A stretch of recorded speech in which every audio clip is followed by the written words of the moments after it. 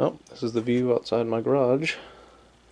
This mass, hulking mass right here, was a 68 Charger. I know that's going to be pretty upsetting to some of you muscle car fans out there, but the garage space is already taken, so he's got to sit outside. Last count this morning we had 23.5 inches. It's probably a few more now. This is Martinsburg, West Virginia. There's a Jeep behind it there somewhere. And that is a Buick.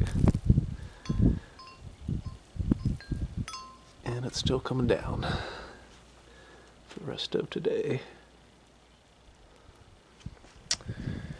Once again, this Hulk was a 68 Charger.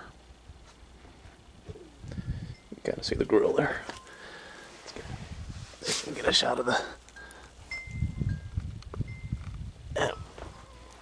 I'll get a shot of the emblem there.